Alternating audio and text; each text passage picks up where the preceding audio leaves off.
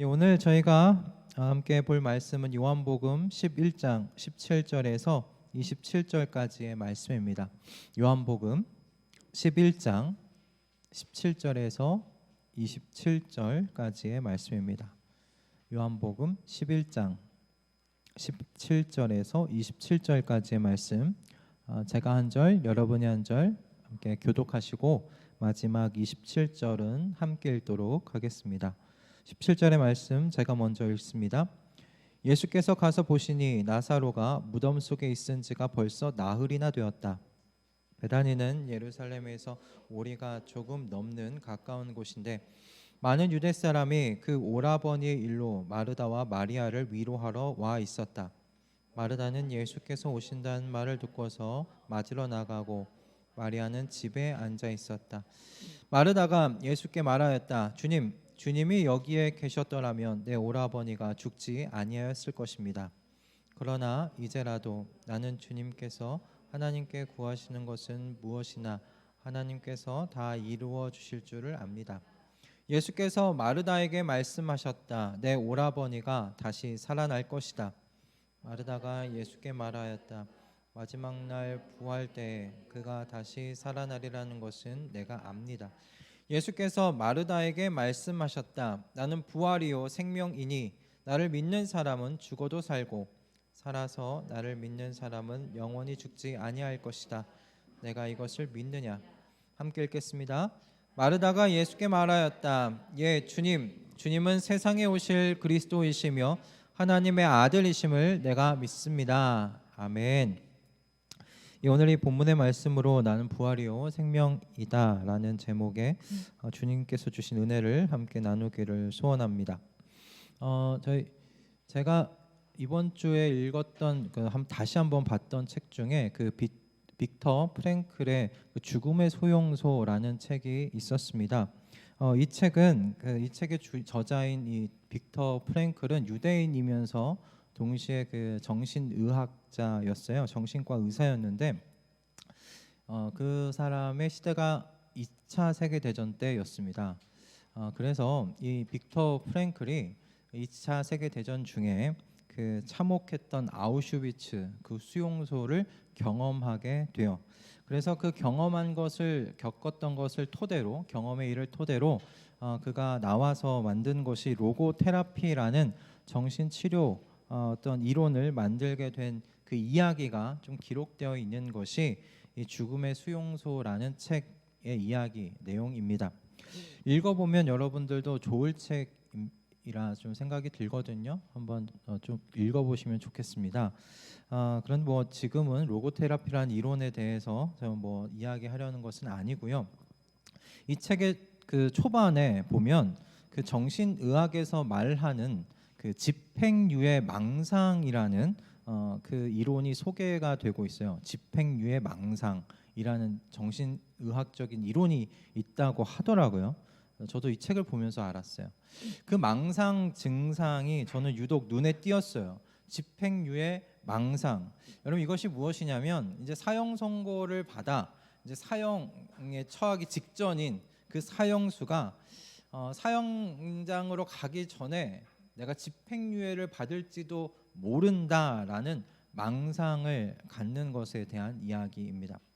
즉 아무리 봐도 모든 상황이 나쁜 결과를 초래할 수밖에 없는 것이 너무나 자명함에도 불구하고 신라 같은 희망에 매달려 마지막 순간이 그리 나쁘진 않을 거야 라고 믿는 거를 집행유예 망상이다라고 말한다는 거예요. 아우슈비츠에 도착했던 이 빅터 프랭클 박사와 수많은 여러분 그들을 맞이했던 접대반이라는 사람들이 있습니다. 접대반이라고 불리는 사람들이 있어요. 근데 그 사람들은 이제 얼굴도 좀 통통하니 저처럼 이렇게 좀 통통하니 불그스름하게 이렇게 얼굴에 핏기도 있고 그런 사람들이 접대를 하게 돼요. 많지는 않은데 그 사람들을 보면서 이 수용소에 첫 발을 내디딘 사람들이 어떤 생각을 하는가? 말로만 듣던 대로 나쁘진 않은가 보다 라는 생각을 하게 된다는 거예요. 그래도 좀 견딜만 한가 보다, 사람 살 만한 곳인가 보다 생각하게 된다는 거예요. 그래서 그 수용소에 들어온 모두가 언젠가는 우리가 여기서 잘 견디다 보면 집행유예가 내려질, 그렇게 만사가 그래도 잘 풀리게 되겠지라는 환상을 갖게 되더라라는 것입니다. 그런데 그 환상이 깨지는 건 불과 저녁이 되지 않아서 깨지게 된다고 해요. 들어오는 사람들을 이렇게 좌우로 나누게 되는데 우측으로 보내는 사람들은 수용소로 가고요. 좌측으로 보내진 사람들은 다 가스실로 보내지게 되더라는 거예요. 근데 그걸 모르죠. 우측으로 빠진 사람들은 그걸 모르는 겁니다. 그날 저녁에 나와 반대편에 섰던 사람들은 다 어떻게 됐습니까? 라고 이 빅터 프랭클이 옆에 같이 천막에 같이 있는 사람에게 물어봤더니 저편 굴뚝을 가리킨다는 거예요. 저기 있어. 굴뚝밖에 안 보이는데요. 그 굴뚝에서 나는 흰 연기가 다 그들이요 라고 이야기를 했더라는 거예요. 함께 들어온 사람들 중 90%가 가스실로 향하고 10%만이 남아서 수용소에 보내졌다라는 것이 그 책의 빅터 프랭클이 경험했던 아우슈비츠 첫날이었습니다.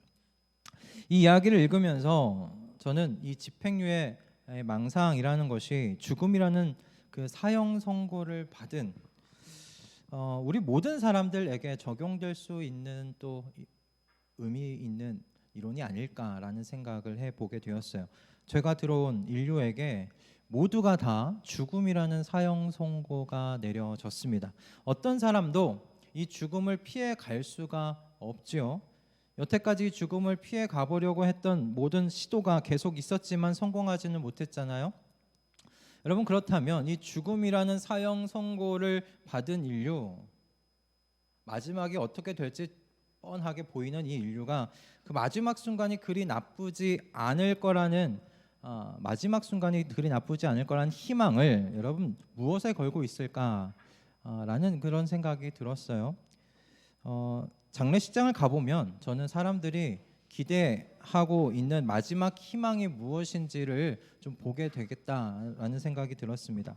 제가 관찰하며 깨닫게 된 건 이거예요. 마지막 순간에 사람들이 기대는 건 살아생전에 착하게 살았던 행실이라는 것이 아닌가 싶었습니다.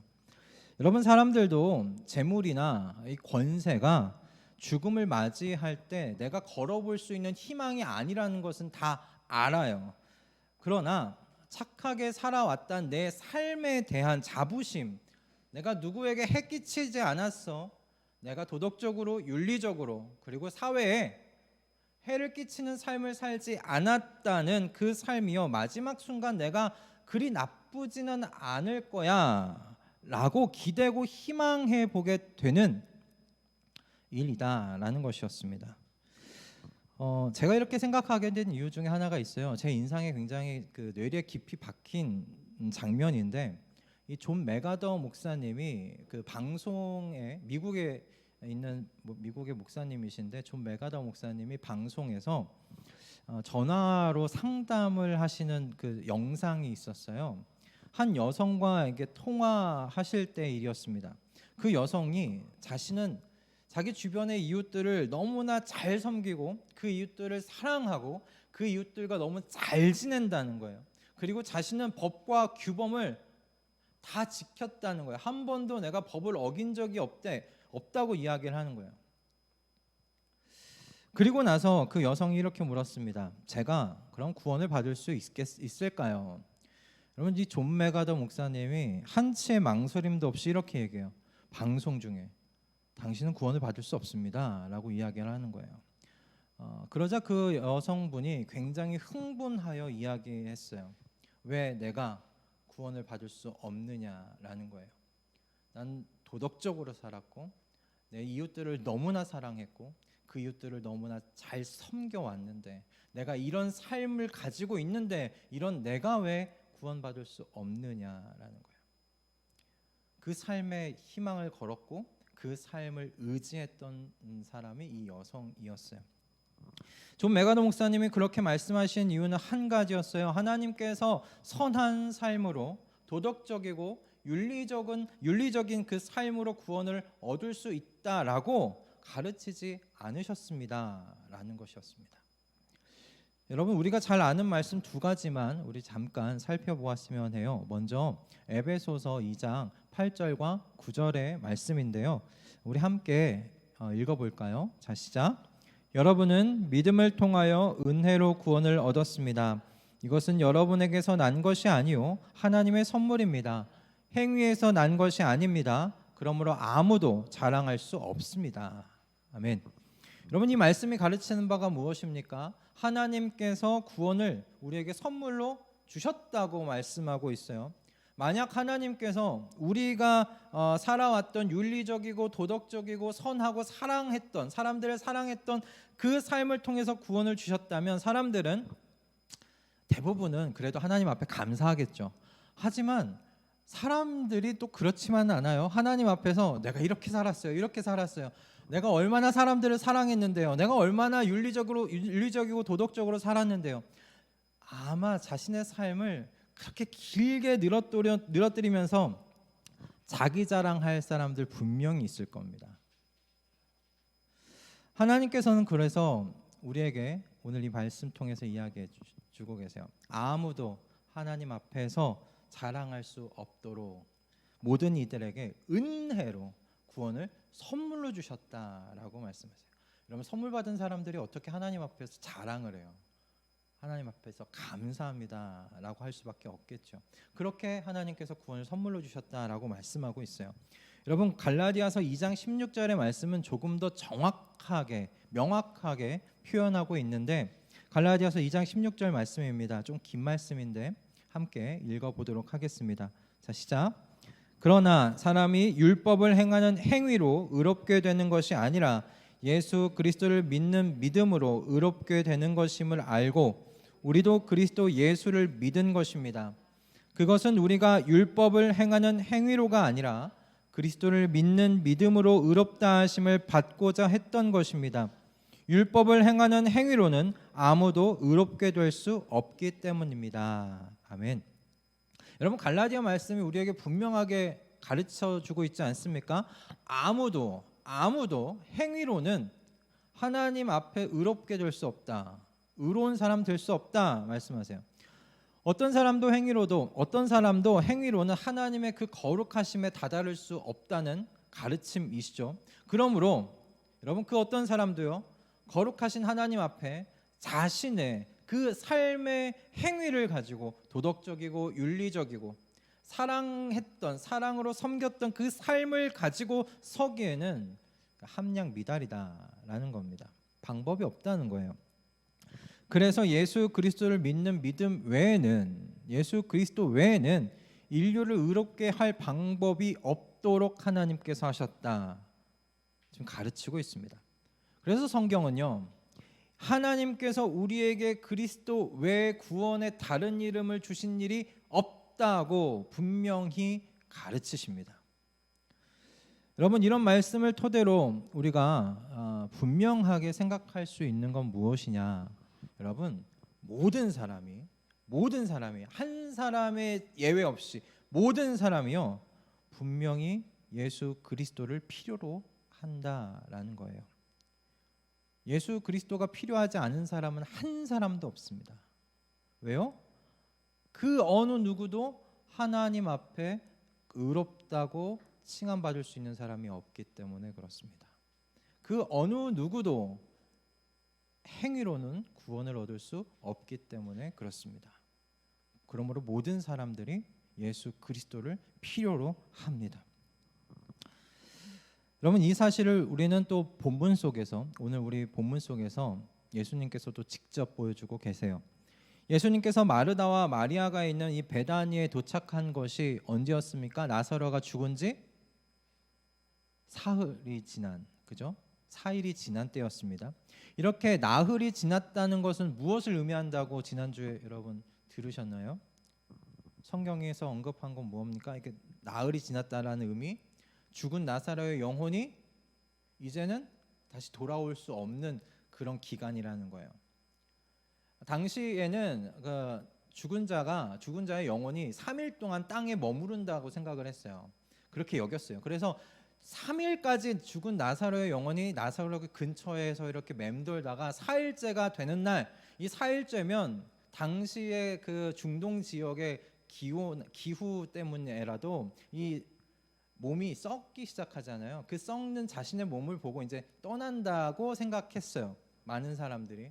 그래서 4일째가 되는 때에 이제 나사로의 영혼은 없는 거죠. 살아날 수 있는 가능성이 아예 없는 때가 지금 예수님이 도착하신 때였습니다. 그러니 예수님께서 베다니에 오신 여러분 그 시점은 나사로의 완전한 죽음이 있었던 때, 임했던 때예요. 그 어떤 희망도 소망도 모두가 다 사라져 버렸던 시점이었습니다.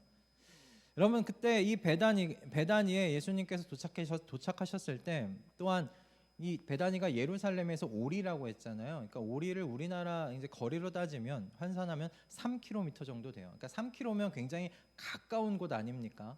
이 가까운 곳에서 많은 사람들이 조문까지 온 상황이에요. 당시의 조문은 우리는 뭐 장례식장 가면 상주랑 인사하고 그다음에 뭐 식사하고 이렇게 잠시 슬퍼하고 돌아가지만 그때는 같이 울었거든요. 애곡하는 소리가 이 장례식장을 가득 메웠을 거예요. 수많은 사람들이 함께 애곡하는 그 슬픔의 목소리가. 여러분 그런 상황 속에 예수님이 오셔서 지금 말씀하고 계십니다. 나는 부활이다. 나는 생명이다. 그렇게 마르다에게 소개하고 있어요. 전 이 예수님의 이 자기소개, 나는 누구누구다, 자기소개잖아요. 저는 이 예수님의 자기소개가 이렇게 들렸어요. 너희에게 내가 필요하다. 너희에게는 내가 필요해 라는 말씀으로 들렸어요. 여러분 그렇지 않습니까? 나사로의 완전한 여러분 그 죽음이 가져온 슬픔이 그곳을 지배하고 있었어요. 그것을 휘감고 있었어요. 그곳에 예수님께서 오셔서 내가 부활이다, 내가 생명이다 라는 자기 자신의 그 소개를 통한 여러분 그 소식을 들을 때 여러분 그것이 무엇을 의미하겠어요? 야 너희에겐 내가 필요하지 않느냐? 내가 부활이다, 내가 생명 그 자체다. 지금 너희에게는 내가 필요해 라는 거예요. 나흘이 지났지만 나사로 살 수 있다. 오직 나를 통해서 이 일이 가능하다. 왜냐? 내가 부활의 권세를 가지고 있고 내 자신이 바로 생명의 원천이기 때문이다. 내가 너희들에게 기쁜 소식이지 않느냐 말씀하고 계시는 거죠. 예수님은 나사로의 장례가 한창 진행 중이었던 곳에 이 나사로의 부활의 여러분 소식을 들고 오신 예수님 자체가 정말 그냥 기쁜 소식이었어요. 그 복음 자체죠. 그렇지 않습니까?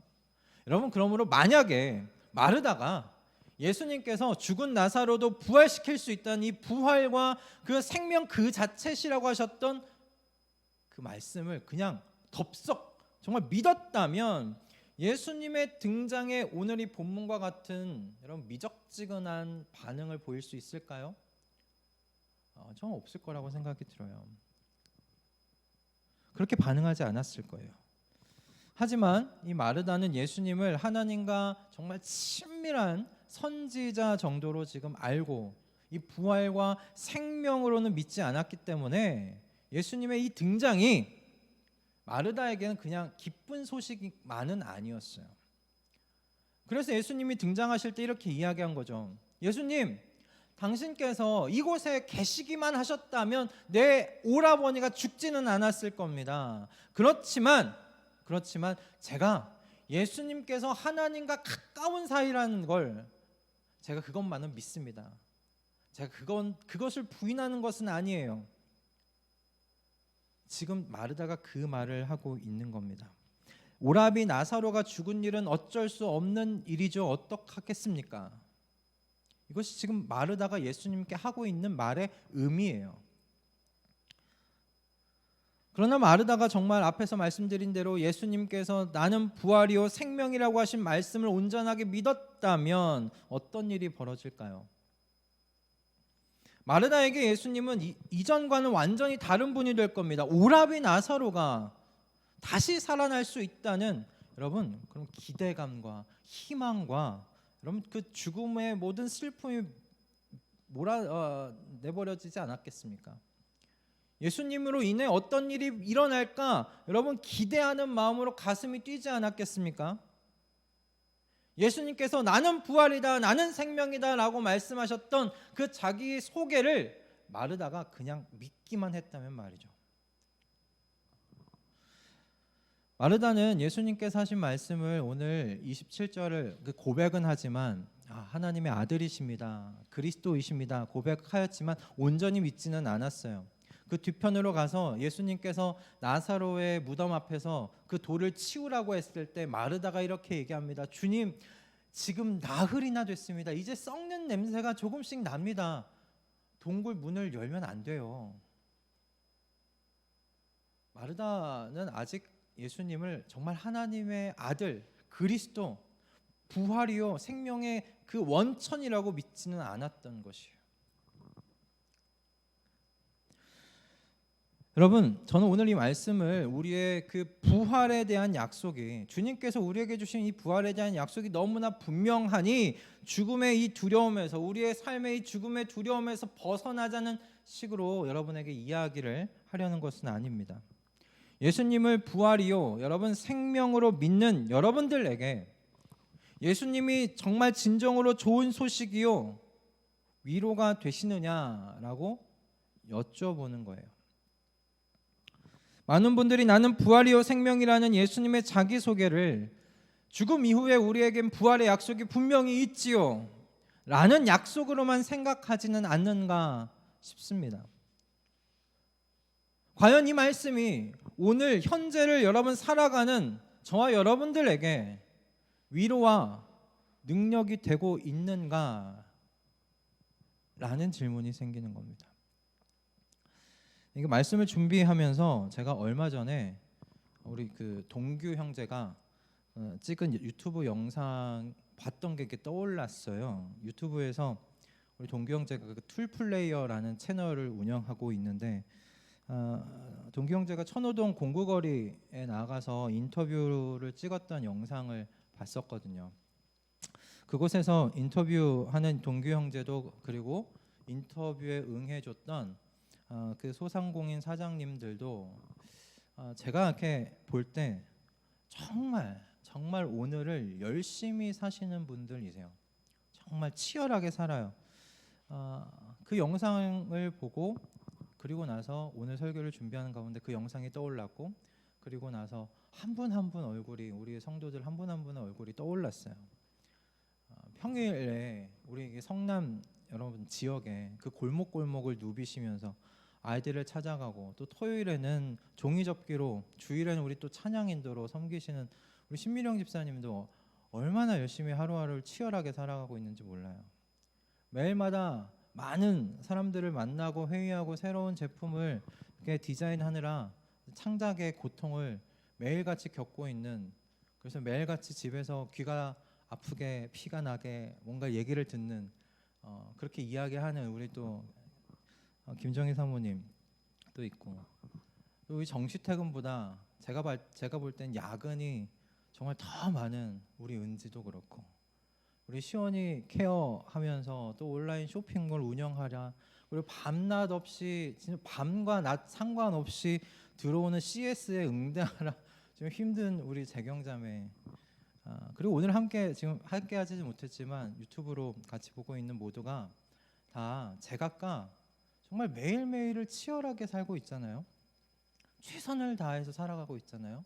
힘에 겹도록 살아가고 있잖아요.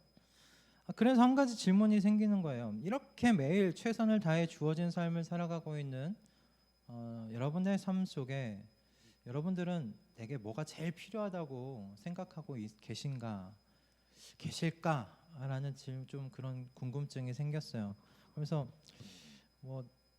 옆에서 얘기했던 것들을 가지고 생각하다 보니 저희 아내를 생각하면서는 기복 없는 일 매출 이런 것이 매일매일 오면 그 하루에 그 각 매장들을 매출이 어떻게 되는지를 꼭 보더라고요.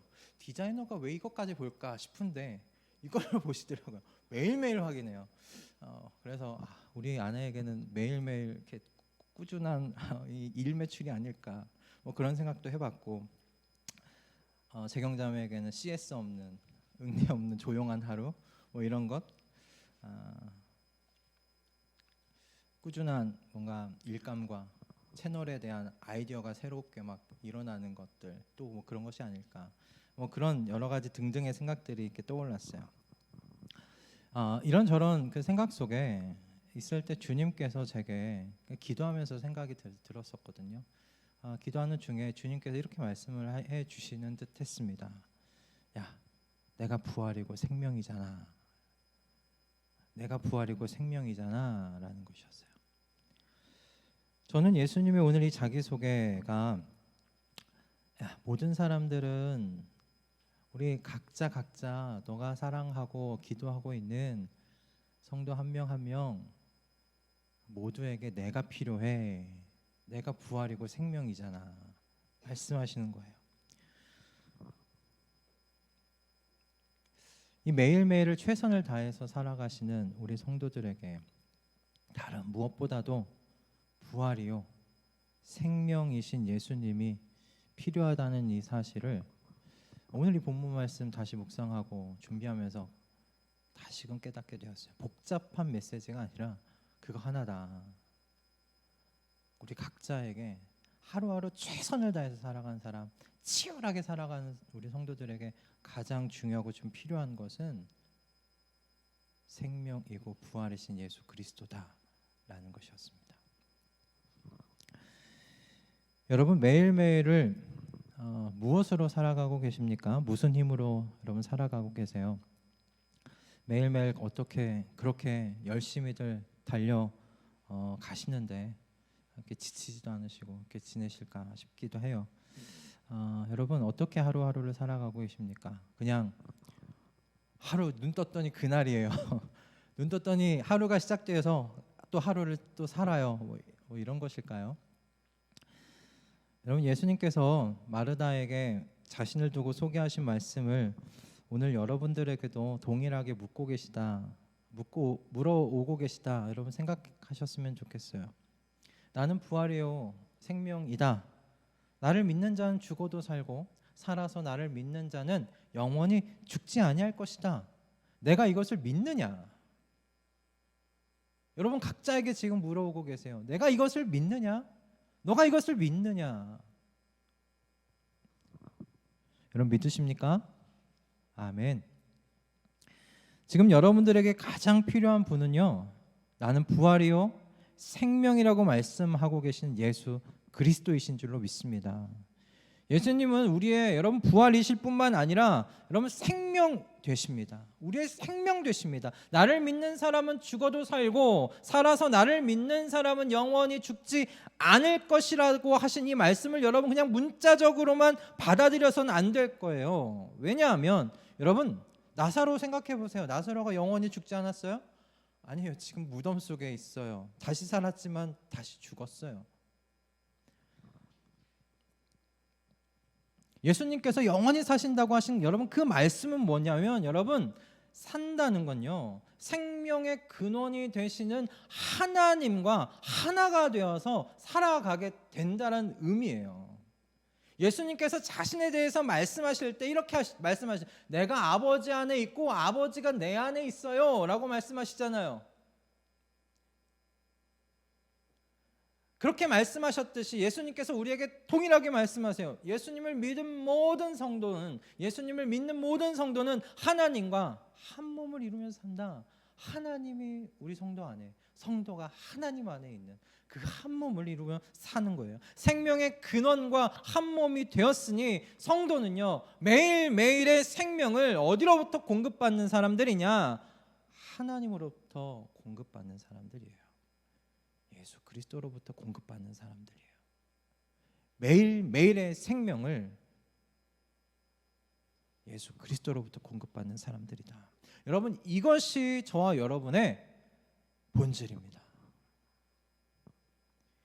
여러분 하나님과 분리되어서 그저 여러분 자체 나라는 존재 하나만으로 살아가는 사람들이 아니라는 거예요. 예수님께서 생명을 얻어서, 예수님에게서 생명을 얻어서 하루하루를 살아가는 사람들 된 줄로 믿습니다. 예수님께서 지금 여러분들에게 말씀하고 계시잖아요. 내가 부활이야, 내가 생명이야. 나를 믿는 사람은 생명의 근원 되시는 하나님과 영원히 하나가 돼서 지금 살고 있어.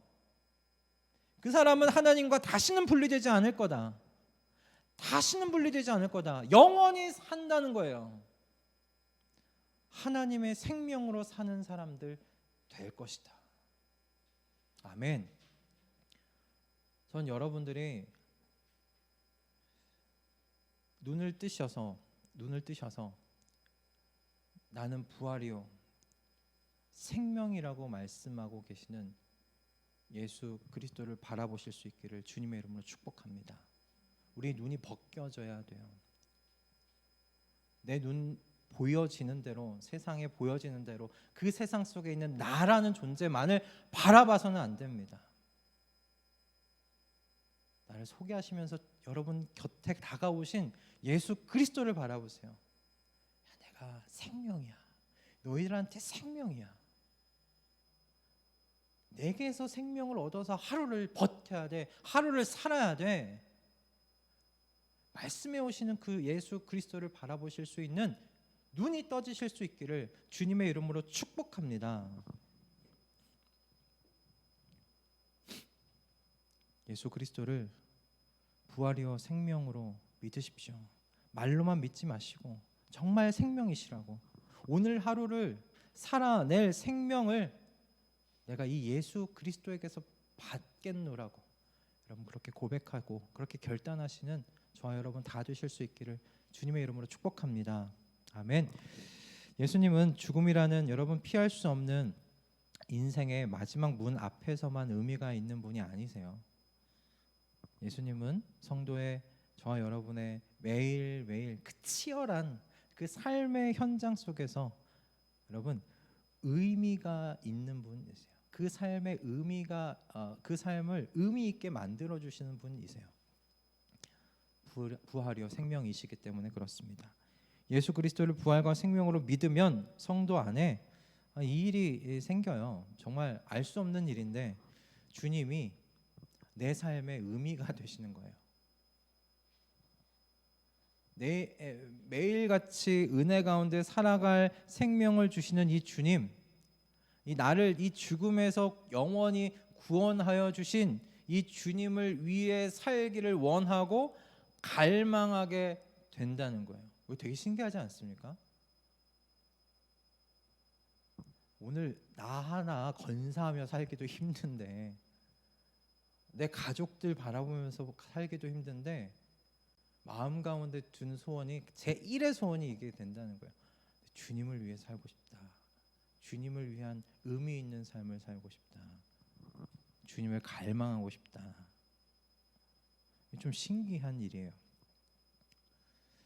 바라긴 주님께서 나는 부활이다, 나는 생명이다, 여러분들에게 다가와 말씀하신 그 주님께서 여러분의 모든 삶의 이유가 되시고 의미가 되실 수 있기를 주님의 이름으로 축복합니다. 아멘. 제가 앞에서 소개해드렸던 이 빅터 프랭클이라는 정신의학자가 그 아우슈비츠 그 비참한 수용소 안에서 생활하면 그 유대인 동료들을 좀 잘 관찰을 해봤대요. 이 수용소 안에서 모든 사람들이, 대부분의 사람들이죠, 좌절과 실의에 빠져서 하루하루를 근근히 살아가더래요. 그런데 이렇게 자포자기한 삶을 산 사람들은요, 여러분 그 수용소 안에서 먼저 죽어갔대요. 이 프랭클의 이야기를 여러분 따르면 여러분 사람들이요 잠을 못 자서 죽는 게 아니래요. 정말 이 그 극치에 다다르면 잠을 못 자서 죽는 게 아니고, 여러분 굶어서 죽는 게 아니래요. 병들어서 죽는 게 아니래요. 사람들이 언제 죽는가? 절망하게 될 때 죽는데요. 절망하게 되면 죽는데요. 참 신기하죠? 굶으면 죽을 것 같은데, 못 먹어서 죽을 것 같은데 추워서 죽을 것 같은데, 병들어서 죽을 것 같은데 그것 때문에 사람이 죽지 않는데요. 희망이 없을 때, 내 삶에서 의미를 찾을 수 없을 때 사람들이 죽어간대요. 그래서 사람들 중에는 마지막까지 견디는 사람들은 어떤 사람들인가? 이 프랭클이 관찰한 말에 따르면 이거예요. 살아갈 이유를 찾은 사람들, 살아갈 인생의 의미를 잃지 않은 사람들, 그 사람들이 끝까지 살아남더라는 거예요. 그래서 그가 수용소에서의 이 체험을 토대로 로고테라피라는 치료법을 만들었어요. 이 로고테라피 치료법이 쉽게 설명하면 이거예요. 정신의학적으로 그 환자의 삶 속에서, 그 환자의 삶 속에 의미를 찾아주는 거예요. 당신이 왜 살아야 되는지 그 의미를 찾아주는 거예요. 그 의미를 직접 대면할 수 있도록, 그것을 향해 나아갈 수 있도록 도와줌으로써, 그렇게만 해주면 대부분의 정신질환이 치료가 된다라는 것이 이 빅터 프랭클의 로고테라피의 치료법의 그 주장이더라고요. 저는 이 빅터 프랭클 박사의 로고테라피 치료법을 읽으면서 왜 초기 기독교가 그 숱한 박해와 고통 속에서도 쓰러지지 아니하고 로마 전역으로 확장될 수 있었는지를 생각해 볼 수가 있었어요. 주님께서, 저는 그들의 삶의 의미가 되어줬기 때문이라는 생각을 했어요. 주님께서 그들의 모든 일상의 생명이 되어주셨기 때문이라고 생각이 들었어요. 주님께서 그들에게 부활의 약속이 되어주셨기 때문이라고 생각이 들었어요. 그리고 그들이 주님을 부활이요 생명으로 믿었기 때문이라고 생각하게 되었습니다. 여러분, 동기형제 그 영상을 보면서 느꼈지만 요즘 힘들지 않은 분들이 없는 것 같아요. 다들 모두 다 같이 힘든 시기를 지금 살아가고 있을 뿐만 아니라 또 각자의 삶 속에서 여러 가지 이유들로 정말 고단한 하루하루를 지금 보내고 계시리라 생각이 듭니다. 그리고 내일 우리는 또다시 월요일을 맞이해요. 그죠? 피식 웃는 분들이 알겠어요. 월요일을 맞이해요. 내일 월요일이에요. 그런데 여러분들에게 오늘 주님께서 이렇게 말씀해 오십니다. 나는 부활이요 생명이니 내가 이것을 믿느냐? 내가 이것을 믿느냐? 주님께서 여러분의 그 하루하루에 생명 되시기를 바랍니다. 주님께서 여러분의 삶의 의미요 이유가 되실 수 있기를 바랍니다. 그러면 여러분의 삶의 의미요 이유가 되시는 주님께서요 여러분을 시냇가에 심겨진 나무가 되게 하시고 쉴 만한 물가로 인도된 양들이 되게 하실 줄로 믿습니다. 아멘. 그 주님을 바라보면서 여러분, 제가 주님 믿고 따라가길 소원합니다. 주님은 나의 부활 되십니다. 나의 생명 되십니다. 주님이 내 삶의 의미가 되시고 내 삶의 이유가 되십니다. 제 인생을 주님께 의탁드리니 이끌어 주십시오. 그렇게 주님을 향해 고백하고 주님을 향해 결단하면서 또 새롭게 한 주를 주님 안에서 힘차게 살아 나아가시는 저 여러분 다 되실 수 있기를 주님의 이름으로 축복합니다. 할렐루야. 아멘.